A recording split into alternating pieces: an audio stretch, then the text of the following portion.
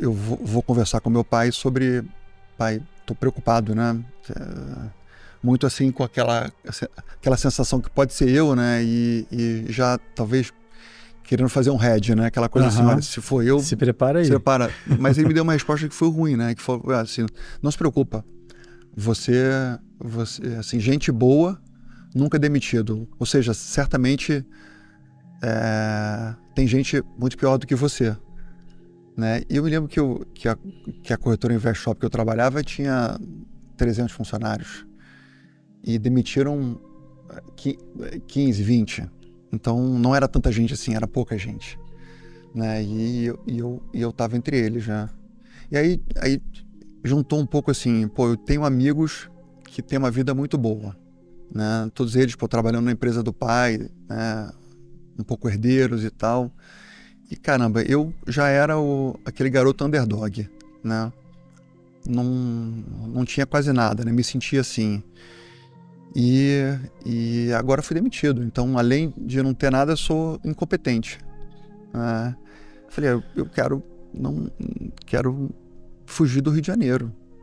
Então, a minha leitura... Completamente envergonhado da situação. Envergonhado, assim, envergonhado. A minha tia, né? Eu tenho uma tia espetacular, né? Tenho 3 primos brilhantes, né? Todos eles fizeram MBA, estudaram fora e etc. E a barra do meu pai era sempre esses meus primos, né? Assim, ó, teu primo Marcelo fez MIT, o teu primo Sérgio mora, sei lá, em Nova York há 30 anos, você tem que ser... E eu olhava para aquilo assim, não combina comigo o MBA, não combina... Você não conseguia se enxergar nessa situação.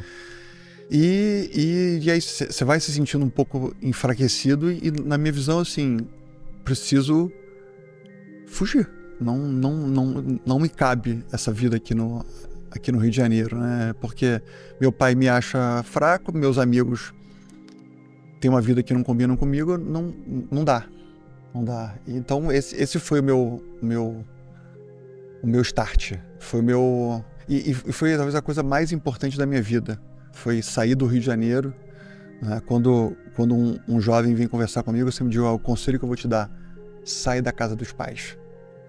Vai morar de preferência em outra cidade, porque você vai virar homem. Você vai aprender a se virar. Você vai aprender a correr atrás. Porque na sua cidade, você é sempre aquele garoto que tem... É um garoto que está tentando e tal. E você nunca leva suas habilidades ao extremo, porque você está sempre em alguma zona de conforto. Sim. Tem a casa da mãe, a casa do pai, tem muitas vezes a avó, tem os amigos e tal. Você vive numa zona natural de conforto. Né?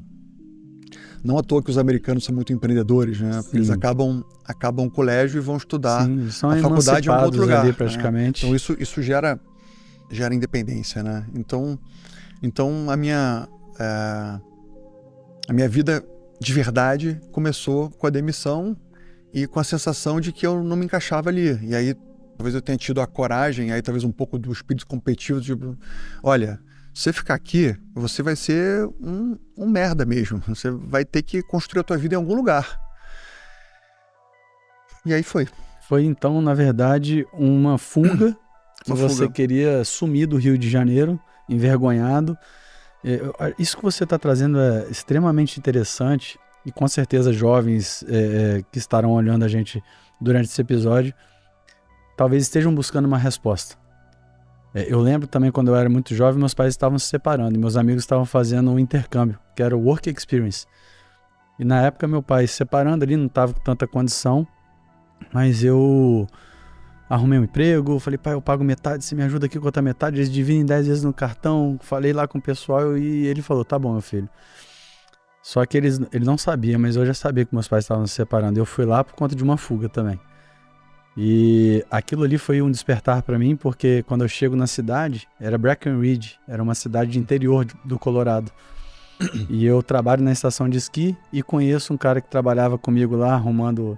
né, o estacionamento na neve, né? Tem o parking attendant, porque não tem as faixas de estacionamento, você tinha que ajudar. O cara era o Gari lá, o flanelinho do ski resort. E aí eu conheço um camarada que faz roupa de snowboard e vende sempre 50 casacos por temporada, sempre para locais, ele não vendia pra gente de fora. E ali eu vi como que os locais eram protagonistas da cidade. E aí eu olho aquilo, fico encantado, volto para Vitória, Espírito Santo. Vitória, complexo de vira-lata. As pessoas dão mais valor para o Rio, para São Paulo. Sim. Anda na praia de Cambori, Ipanema Beach. Anda lá nas montanhas Capixaba, Copacabana. Eu falei, caralho, eu lembrei do cara. Eu falei, pô, como os locais lá eram protagonistas, eu tenho que fazer o Capixaba ser protagonista aqui também. Surge a minha marca de uma fuga que eu fui parar lá, e como que quando você tá num outro ambiente, né, acaba te provocando, porque o seu repertório aumenta. Não, foi assim com você? Não, total. E quando você tá numa cidade, aliás, quando você mora na cidade dos teus pais, os pais vão se meter na tua vida, porque eles estão ali o tempo inteiro, e você deixou de ser criança, adolescente há pouco tempo atrás. Então os pais, até uma certa idade, sempre te olham como uma criança, né? Então você tem sempre alguém que está te microgerenciando, está te controlando, está querendo saber se você fez ou deixou de fazer, onde é que você vai e tal. E você não consegue crescer como homem de verdade, né? Se virar, né? Aprender com os próprios erros mesmo, aprender a evoluir, né? E eu acho que quando eu saí da barra dos meus pais, me libertei dos meus amigos, no sentido de que, olha, agora você vai ter que fazer outros amigos, né? Sim. E os amigos são amigos até hoje, mas naquele momento foi importante eu criar novos amigos e começar a construir uma outra história, né? Que aí a gente se encontra em algum momento novamente, né? De um jeito diferente. E como foi para um carioca ir lá para o Rio Grande do Sul, Porto Alegre, frio, como que foi isso daí? Foi bem duro, cara. Foi duro. A minha mãe esteve ontem aqui comigo, né? E ela estava contando um pouco, né? Como é que foi eu contei a ela, falei, mãe, olha, eu fui demitido, você já entendeu, mas eu vou morar em Porto Alegre, eu tô indo na segunda-feira. Quero montar meu negócio. Lá é uma cidade que tem uma renda alta, tem muita educação, e eu vou morar lá. Ela falou, meu filho... Eu falei, mãe, tá decidido? Ela falou, eu vou com você. Eu fui de carro. Eu tinha um carro, botei as minhas coisas dentro do carro, botei minha televisão usada, botei as malas e fui dirigindo. Ela foi junto comigo, então ela estava contando um pouco dessa história ontem, né? E cheguei lá, fiquei no hotel 3 dias, aluguei um kitnet e aluguei uma salinha, depois arrumei um sócio gaúcho, mas, sim, não sabia nem como começar. Né? O que eu queria era como é que eu vou ganhar algum dinheiro aqui, porque eu preciso sobreviver. Então não era um instinto de empreendedorismo, era um instinto de sobrevivência. Total. Aí eu comprei computadores usados de uma lan house em frente à minha casa que estava fechando, e aí fui montando meu escritório, que era num prédio de médico e dentista. Então era uma salinha literalmente de 20 e poucos metros quadrados. E fui começando. No começo, né, era eu que ia visitar os clientes na casa deles para tentar convencer que eu era sério, mas não funcionava aquilo. E aí, quando eu acabei encontrando um modelo de educação financeira, que a coisa começou a dar certo, né? Eu comecei a perceber que o caminho não era investir num carioca que morava em Porto Alegre, e sim aprender. Era muito mais fácil vender educação do que vender investimentos. E aí que a coisa começou a dar certo, mas o começo foi bem duro, assim. Era uma vida trabalhando segunda a segunda, fazendo bico mesmo, assim. Que tipo de bico? Olha, a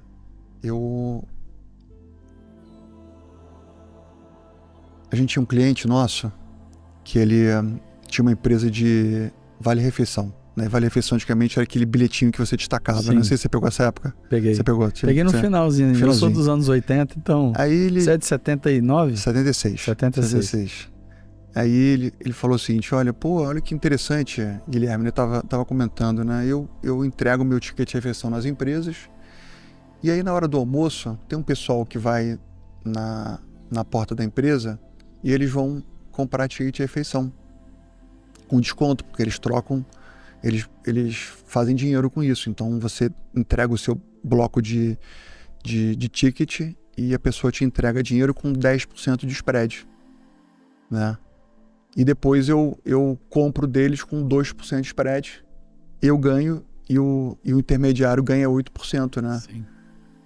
E eu tava matando cachorro a grito, né?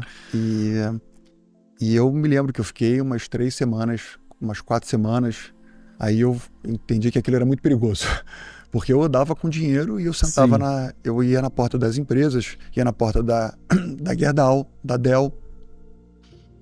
Eu sabia o dia que ele entregava os vales. Você consegue ter a lembrança dessa cena na sua cabeça? Me lembro, eu botava uma pochete dentro da minha calça, levava 5 mil reais, 10 mil reais, e eu comprava 10 mil reais em ticket de refeição e naquele dia ganhava 800 reais, R$1.000.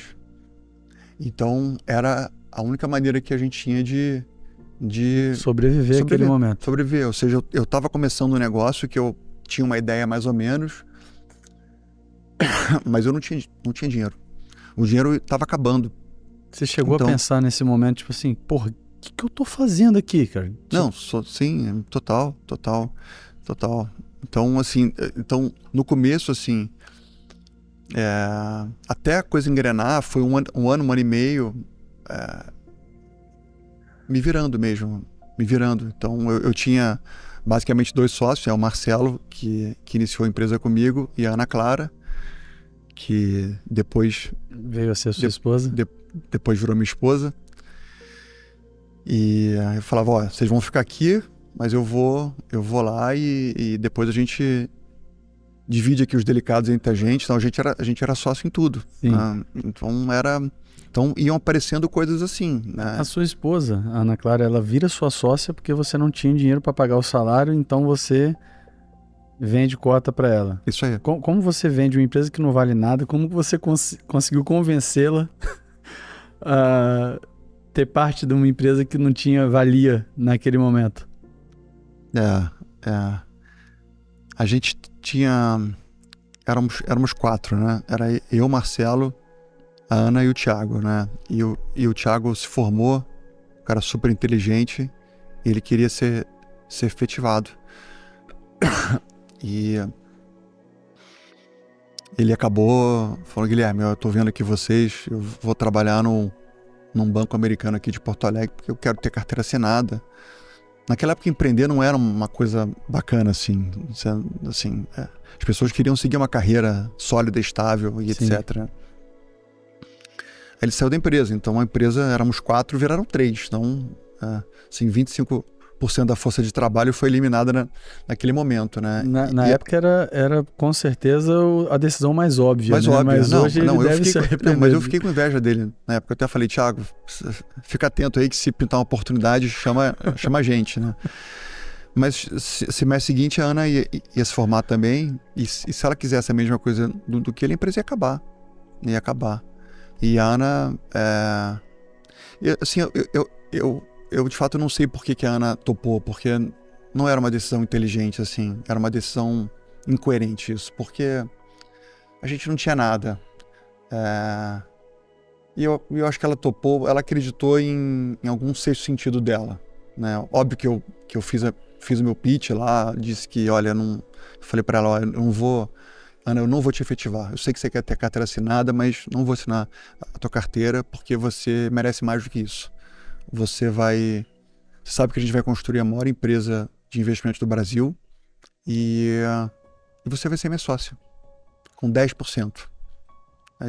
E ela falou, não, eu topo, eu quero, aceito. E assim foi. Na minha lógica, 10% de nada é nada. Uhum. Eu preciso ter ela aqui comigo e ela sempre foi muito, muito, muito competente. Mas obviamente que naquele momento eu não tinha nem maturidade para avaliar a competência e etc, né? Era muito mais comprometimento. E os 10% provavelmente foi um chute também, né? Não, foi um número bonito, não, foi dado, foi uma... Não, assim, a minha lógica é o seguinte, a gente vai ter uma economia, porque a Ana ganhava uma bolsa estágio de R$350. Então eu falei, Ana, você sabe que a gente não tá tendo, a gente não tem resultado, a gente não tinha resultado, a empresa era 0 a 0. Então você sabe que a tua bolsa estágio a partir de agora vai acabar e você vai ter 10% dos lucros, você não paga o prejuízo, então você tá blindada em relação a isso, mas você só vai ter dividendos depois que a companhia tiver resultado, mas a companhia não tem resultado, você sabe disso, né? Você está acompanhando aqui os números, mas a gente vai construir a maior empresa de investimentos do Brasil. Teve isso, tá? Sempre teve isso dentro de mim, sempre teve essa vontade de construir algo. E era uma verdade que você conseguia enxergar, cara, não sei como, mas em algum momento eu vou chegar, ou era uma parada assim, não, desculpa, porra, deixa assim, eu chutar lá no alto. Não, desculpa, acho que você tocou no ponto, assim, eu falava isso, mas não era uma coisa estruturada, não era uma coisa defensiva, era uma coisa muito mais de eu preciso ter talvez o Marcelo e a Ana aqui, preciso ter a alma deles no bom sentido comigo, comprado pra gente fazer história. Eu me lembro do Marcelo conversar comigo assim, falar assim, cara, o que você tá fazendo aqui em Porto Alegre, cara? Pô, você é um cara legal, uma pessoa bem estudada, né, bem conectada, tá fazendo aqui, cara? Isso aqui não faz sentido, né? Me lembro assim de uma conversa nossa como amigo dele me dizendo, né, e eu ali meio, caramba, pô, mais um fracasso na vida, né, não vou aguentar. A família também devia falar, meu filho, volta pra cá, o que você tá fazendo aí? Para de querer bancar o herói, papapá. O que te fez bancar essa continuidade? Era vergonha de fracassar mais uma vez? Eu acho que sim, Rafa, acho que sim. Eu acho que eu fui tentando sempre um pouquinho mais. Meu pior momento da vida foi 2001, 2002, final de 2000, meados de 2002, quando eu tinha uma empresa e tinha custos fixos e eu tinha menos de R$1.000 na minha conta. E eu tinha um carro que eu tinha vendido já. Então não tinha nada mais. E aí um amigo meu me emprestou R$5.000 e com R$5.000 naquela época eu já sobrevivia 6 meses. A minha vida era muito barata e... Os 5 mil era pessoa física? Pessoa física. Pra você sobreviver. Mas era o dinheiro que eu ia bancando a empresa. Porque era não tudo tinha... junto. Porque a despesa era tudo misturado. Não tinha assim... Era sobrevivência. E ali foi o fundo do poço, assim. Foi... E aí, assim, eu fui dando sempre um passinho a mais. Foi sempre, caramba... Eu comecei a ter uma clareza de que a coisa era boa, de que tinha algum fundamento ali, quando a gente fez uma palestra sobre investimentos e a gente chamou um grupo de pessoas na XP e foi legal. Falei assim, pô, isso aqui foi uma coisa legal que a gente fez. Impactou as pessoas. Impactou, foi legal. E foi...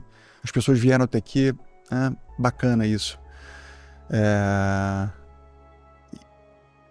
Então eu fui tentando freneticamente, e de novo, tinha esses bicos que eu sempre buscava. Eu lembro que eu cheguei a vender um carro troquei de carro, cheguei a pensar em me meter em outras coisas, cheguei a pensar em importar na época você podia importar algumas coisas lá de fora e depois você ganhava um spread no Brasil, então eu estava sempre à procura de alguma oportunidade porque era sobrevivência.